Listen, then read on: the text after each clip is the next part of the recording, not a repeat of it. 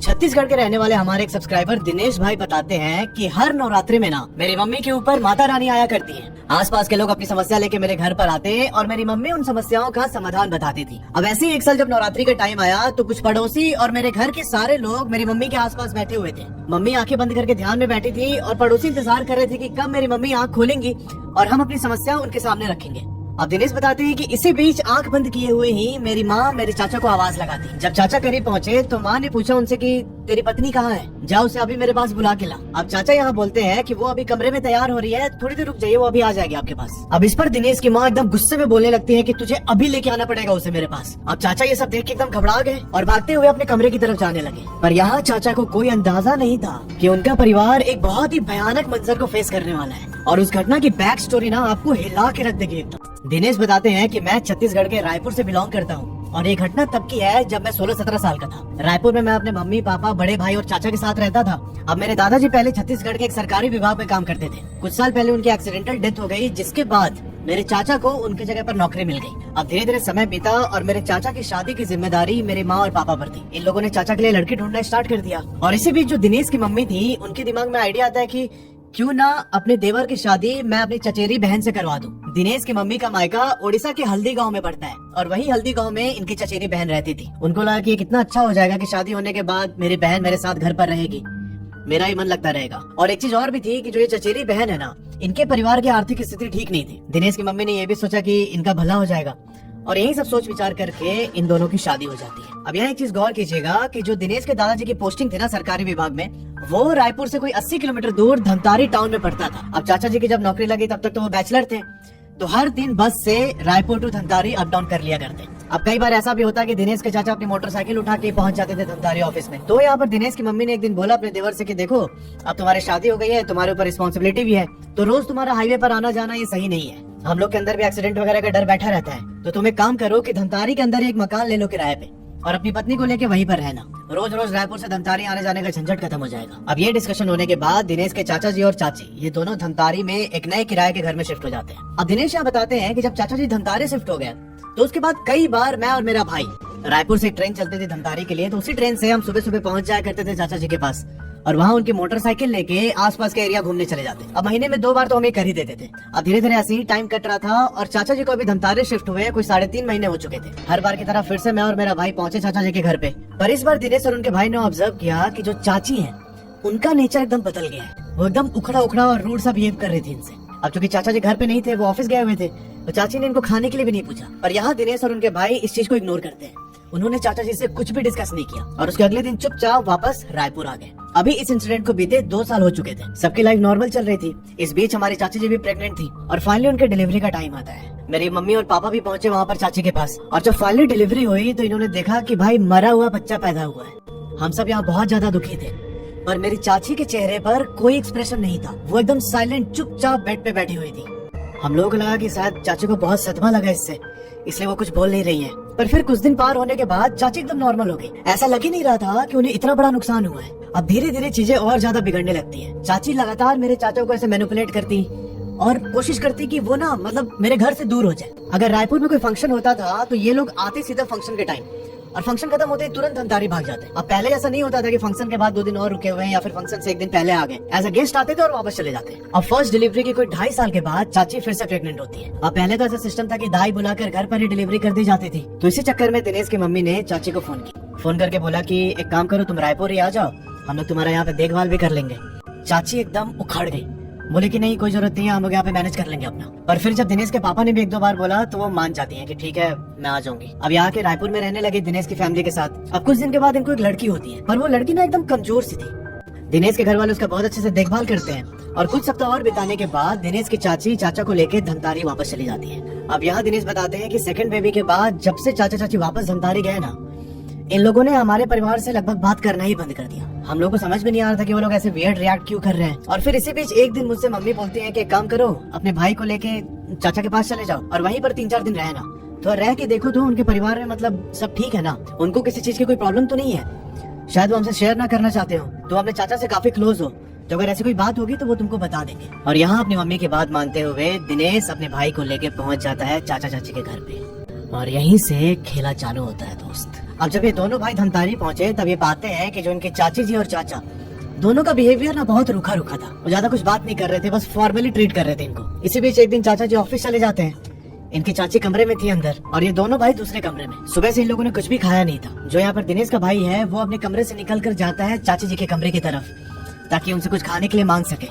चाची जी के कमरे का डोर नहीं लगा था, उन्होंने बस ऐसे चिपका के रखा हुआ था। ये धीरे से जाके दरवाजा खोलते हैं।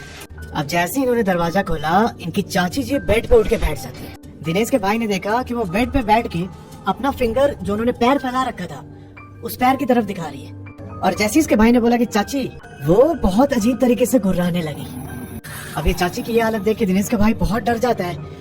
ये दोबारा पूछा कि चाची क्या हुआ आपको? इस पर चाची अपना सर ऐसे ऊपर करती है और ऊपर देखते देखते सियार के जैसे चिल्लाने लगी जोर जोर से। अब वो चीख इतनी तेज थी कि दिनेश उसे सुन के इस कमरे में आ जाता है। और जैसे ही वो कमरे में पहुंचा ना, भाई साहब इसने देखा कि चाची मेरे भाई को गले से दबा के दीवार पर चिपकाए हुए और उनके अंदर से दो लोगों की आवाज आ रही थी।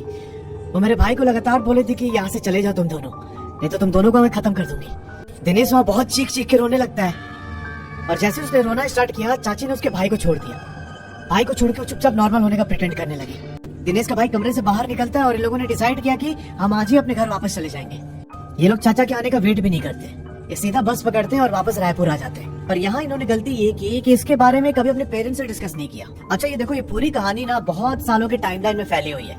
तो जब ये वाला घटना हुआ दिनेश और उसके भाई के साथ, उसके 3 साल के बाद दिनेश की चाची फिर से प्रेग्नेंट होती है और इस बार भी चाची को एक बेटी पैदा हुई। अब तीसरी लड़की होने के 6-7 महीने के बाद दिनेश की मम्मी कॉल करती है उसके चाची को और कॉल करके बोलते हैं कि काम करो, तुम ना दोनों बच्चियों को लेके यहीं रायपुर आ जाओ, क्योंकि वो दोनों छोटी हैं और तुमसे अकेले संभाला नहीं जा रहा है। बाकी जब बच्चियां थोड़ी बड़ी हो जाएंगी उसके बाद तुम लोग को मन करे तो चले जाना धमतारी वापस। अब ये सब डिस्कशन होने के बाद फाइनली दिनेश की चाची अपने दोनों बेटियों को लेकर रायपुर वापस आ जाती है।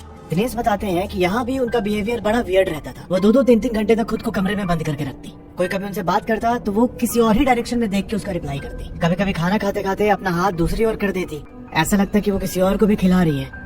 और जो इनकी हरकतें थी वो टाइम के साथ और ज्यादा वियर्ड होती गई। हम लोगों को लगा कि शायद ये कोई दिमागी संतुलन खो दिया इन्होंने। जब हम लोग इन्हें डॉक्टर के पास लेके गए तो डॉक्टर ने इसे पागलपन का दौरा डिक्लेयर कर दिया। उसके बाद हमने चाची जी को कई बड़े अस्पताल में दिखाए पर कोई फायदा नहीं होता है। अब इसी बीच फाइनली नवरात्रि का टाइम आता है। अब जैसे मैंने बताया था कि इस टाइम पर दिनेश की मम्मी पे माता जी आया करती हैं और आसपास के सभी लोग उनके सामने अपनी प्रॉब्लम्स रखते थे तो वो उनका समाधान बता देती। अब इसी दौरान दिनेश की मम्मी बोलती है चाचा जी को कि जाके अपनी पत्नी को लेके आओ। अब चाचा जी पहले तो यही बोलते हैं कि वो अभी रेडी हो रही है, पर फिर दिनेश की मम्मी जब गुस्सा हो गई कि जाओ अभी लेके आओ उसे, तब वो जाते हैं अपने कमरे की तरफ जहाँ पर उनकी पत्नी रेडी हो रही थी। भाई जब ये अपने कमरे के पास पहुंचे तो इन्होंने देखा कि इनका कमरा खुला हुआ है, अंदर कोई भी नहीं है। इन्होंने अपनी पत्नी को आवाज लगाई 2 बार पर कुछ रिस्पॉन्ड नहीं था। कुछ सेकंड के बाद इन्होंने आसपास के सारे कमरों में ढूंढ लिया पर इनकी पत्नी कहीं दिखाई ही नहीं थी। अब इसी बीच इनकी नजर अपने छत पर पड़ती है। इनके छत पर भी एक स्टोर रूम बना हुआ था पुराना सा। दिनेश के चाचा सीधा छत पर पहुंचते हैं अपनी पत्नी को ढूंढते हुए और जब ये छत पर पहुंचे तो जहाँ पर वो स्टोर रूम था ना, वहाँ से बहुत गंदी स्मेल आने लगी। भाई साहब ये सीधा उस स्टोर रूम के पास जाते हैं। इन्होंने देखा कि जनरली उसका कुंडी आगे से लगा हुआ रहता है पर इस समय वो खुला था और वो गंदी स्मेल और इंटेंस हो चुकी थी। यहाँ दिनेश के चाचा वो स्टोर रूम खोल देते हैं और भाई उन्होंने पता है क्या देखा? इनकी पत्नी सिर्फ ब्लाउज और साया पहनी हुई थी, साड़ी नहीं थी उनके शरीर पे। वो एक टूटे हुए चेयर पर बैठी है और उनका फेस दीवार की तरफ था और वहीं चेयर के पास उन्होंने पॉटी कर रखी है और भाई एक हाथ के नाखून से वो दीवार पे से स्क्रैच मार रही है बहुत बुरी तरीके से और दूसरे हाथ से वही पॉटी उठा के खा रही थी। दिनेश ये देख के एकदम पागल हो जाते हैं, क्या कर रही है? इन्होंने जाकर उनको पीछे से हिलाया जोर से। वो देखते हैं कि भाई मेरी पत्नी का पूरा फेस एकदम काला हो रखा है और आंखें एकदम खून जैसी लाल।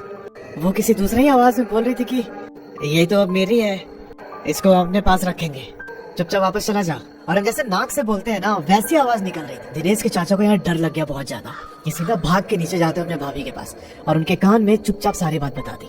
अब यहाँ दिनेश की मम्मी पड़ोसी को बोलती है कि आप लोग घर जाइए, कल आइएगा, कल मैं आपका समस्या का समाधान बताऊंगी, अभी मुझे कुछ जरूरी काम आ गया है। उसके बाद दिनेश के परिवार वाले सीधा उस स्टोर रूम में पहुंचते हैं। दिनेश की चाची वैसी चेयर पे बैठी हुई थी। अब यहाँ दिनेश की मम्मी सीधा जाके उसका बाल पकड़ती है।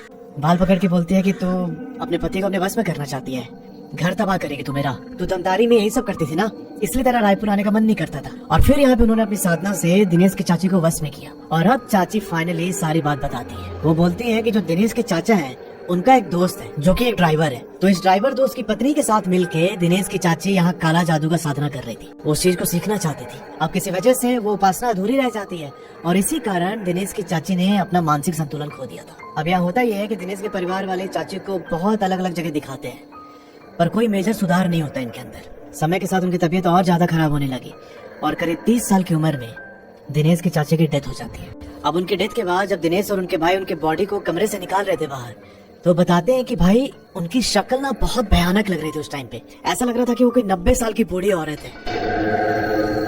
इसके अलावा उनके पैर में भी बहुत सारे चोट के निशान थे। अब उसके बाद फाइनली चाची का क्रियाक्रम करने के बाद ये लोग घर आते हैं और इनकी नॉर्मल लाइफ स्टार्ट हो जाती है कुछ दिनों के बाद से। अब यहाँ दिनेश ने बहुत इंपॉर्टेंट बात बताई कि भैया हम ना पुनर्जन्म में भरोसा करते हैं। चाची की डेथ के कुछ सालों के बाद मेरी शादी हो जाती है और फिलहाल मेरे 2 बच्चे हैं। अब जो मेरा छोटा बेटा है उसके पैरों में भी सेम वही निशान है जो मरने के टाइम चाची के पैरों में थे। हमने यहाँ पंडित जी को बुलाया अपने घर कुंडली वगैरह दिखाने के लिए। तो पंडित जी ने बोला कि इस घर में एक स्त्री की आत्मा वापस लौट के आई है और वो आत्मा फिलहाल तुम्हारे बेटे के अंदर है। यहाँ तक आपने स्टोरी सुनी है तो आपको बड़ा इंटरेस्ट आ रहा होगा इस कहानी में। मैं आपको 2 चीज बताना चाहता हूँ। जो दिनेश के चाची का पहला बेटा मरा हुआ पैदा हुआ था ना, वो कोई एक्सीडेंट नहीं था। छत्तीसगढ़ में इसे स्वयं बलि देना बोलते हैं। जो भी कोई ऐसे काला जादू की साधना करता है उसे अपने पहले बच्चे की बलि देनी पड़ती है। तो यहाँ इसकी चाची ने इस चीज को ब्लाइंडली फॉलो करते हुए अपने बेटे को अंदर ही मार लिया था। अब दिनेश बताते हैं कि भैया जब से उस पंडित ने आके बोला है ना कि चाची की आत्मा मेरे बेटे में है, उसके कुछ सप्ताह के बाद से ही हमारी एक चचेरी बहन है, मेरे से बड़ी दीदी, उनके साथ कुछ अजीबोगरीब घटनाएं हो रही है। ये लिखते हैं कि वो सारी घटनाएं मैं आपको प्रॉपर प्रूफ और इमेजेस के साथ दूसरी स्टोरी में बताऊंगा। Thanks for watching.